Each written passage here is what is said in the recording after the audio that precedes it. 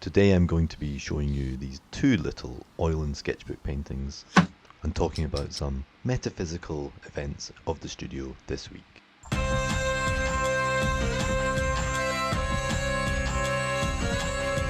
Mr. Neil Conning painting. I don't know if you've noticed, but AI generated imagery is really getting out of hand. And I mean that obviously in the sense that it's becoming more and more difficult to distinguish between the real and the fabricated. I've been thinking about this a lot this week due to the emergence of this Sora 2 software. I've seen some AI generated video in this last week that I found it quite difficult to distinguish. I still could, and I still can, but it is getting close. But it got me thinking about how this fits into the art world, the painting world. Give it a little swirl. Feel that texture? That's nice. Let's add a happy little tree. Since the emergence of generative AI, images and videos, I guess, in the last few years, I have consistently felt comfortable knowing when an image is AI. I can just kind of tell. There's always something slightly off, something slightly uncanny about the image. And I don't just mean like an extra finger or an impossible space or something. There's just something not quite right in the vibe. Something off. I don't know how to describe it other than I can just kind of smell it out. It smells like AI. And when I say this, I'm both talking about photoreal imagery and AI generated art, like painting or digital painting or drawing. In both cases, when it's AI generated, I can tell there's something not quite right. There's something of the human missing. There's certainly a crossover between AI generated art and heavily edited human-made imagery, like, a heavily edited photograph. It has some of the same uncanny qualities as AI, as does a heavily digitized or digitally drawn piece of art or painting. It is sometimes, even when it's human-made, it can look AI. Now I know that's not the fault of the humans, that's AI using their work as part of its training referencing. And to be clear, I'm not talking down these artists at all. I feel sorry for them. They sit in that space that is much closer to AI. The kind of photo bash, concept design type stuff, and the photo retoucher. And I have some friends who are photo retouchers, so I'm talking like I know their world, and I don't. So I'm sure they'll message me after this with some complaints. But anyway, the point is, I think I can still sniff out the inauthenticity of AI images. But I'm not special, I think most people can. So the temptation for, writers doing their book covers, artists or bands doing their album covers, the temptation for them to use a piece of AI art rather than paying someone to do something, I think is really strong. But I think that people notice and call it out. Will people still call it out when this is just everywhere and it's become normal? I'm not so sure. I do worry about that. At the same time, I wonder if that big shift will herald a kind of renaissance in the human-made. People will seek this out specifically in response to the AI world. See, I can be very optimistic sometimes. But I think the main question that exists in all of this is, what is it that people can smell? What is it that's so unappealing to so many people about AI images?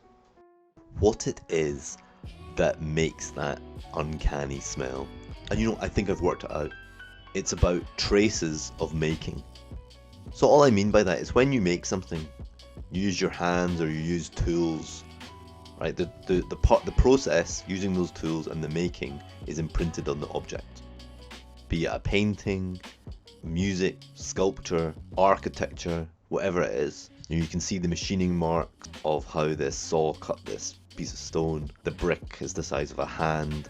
Or it's the faint construction lines and brush strokes where you can kind of see the hand of the painter. We can see the process, the making, the human labour imprinted into the work, and we love it. When that's missing, such as an AI generated imagery, we notice. I think I notice. I think I feel its absence. I like seeing that process. And we all do. You know, as painters often joke about this idea of being in the gallery and doing that thing where you look really close so you can see, try and work out the mechanics of how this thing was painted. And that's because we're looking for that. We're looking for that clues into the process. If it's just an image generated, it doesn't have that. It's fake. It's faked it. And so when you look for it, it's not there. You know, it's like not having a belly button, like not being born. You don't have the traces of your making. And ultimately, I think it's that creates that uncanny smell. But there will come a point where it's too subtle to notice. I mean, probably next week or something. So this ties into my bigger thesis on art, which is not that radical, but just that it's more about the how than the what. It's more about the doing than the actual thing that you're trying to make. Everyone should spend more time thinking about how they do things, the way they do things, rather than the things that they make. And I think that also applies to standing in a gallery full of finished paintings. I'm still thinking about how. The how is still present.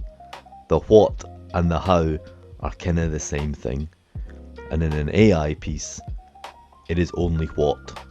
The how is kind of, I mean, it does exist, but it's detached from human labor or something that humans are engaged with. I've got a good example of this. So a few days ago, I was doom scrolling and I came across some paintings in my feed that I really, really liked. I was pretty excited by them and it felt like a direction I would be interested, for my work to move in. So I went, did a bit more looking into it, and of course I discovered that these were produced by a quote-unquote AI artist, whatever that means. As an aside, I think I reject that concept entirely. Now, to be clear, this person hadn't tried to fool anyone. They had clearly stated that this was AI generated. And when I looked closer, it was obviously AI generated. So the question is, what does it mean if we find ourselves inspired by some AI generated content? Is that alright? On the one hand, it's like, yeah, you can be inspired by anything you want. No one's going to police that. On the other hand, I sort of worry about it because of that missing link of process and making. Is it too shallow? There are good sources of inspiration and bad sources of inspiration, even outside AI.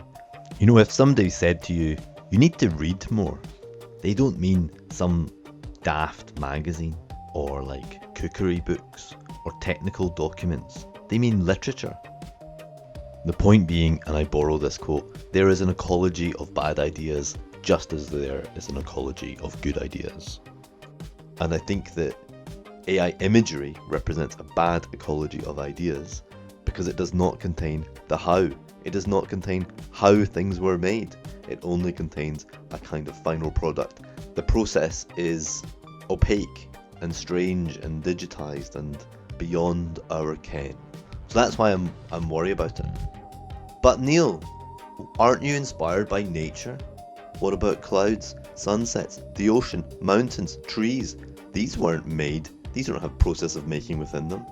But I do think it's a different category. These things of the natural environment that inspire us. Actually, there is a kind of process of making that you can see. They're part of a kind of bigger mesh of the world. And that it's not surprising that we find our environment inspiring and interesting and satisfying. And mysterious. I think there is logic to all of these things. There is a key to knowing parts of their making, even if all the complexities are unknown. But that is a possible answer to the question. Someone could say, yeah, but Neil, you need to understand that, this is just like dipping into a different nature, a different landscape, but not one of the earth, but of complex AI infrastructures based on human output that are you can't understand it, but it makes things, and these things can sometimes be interesting. It's possible, even though I don't really feel it myself. It's possible. So I think there is a difference between, something AI generated, it is unknown in that sense, and then something naturally generated, if I you can use that word in this case, that is also unknown. That being said, it is an interesting thought, and I'd be interested to know what you think about it. Maybe this is more of a conversation that goes across several videos. There is another aspect of this that I want to talk about. That's painters making real paintings but using AI references. But do you know what? This video is already 10 minutes and I haven't even spoken once about the paintings you're looking at. These two little sketchbook bits. So I'm going to save that AI reference for painting discussion for another video. But yeah, these two little sketchbook paintings, 2 warm-up studies, different days. AI was not used at any point. Thanks for watching, see you next week.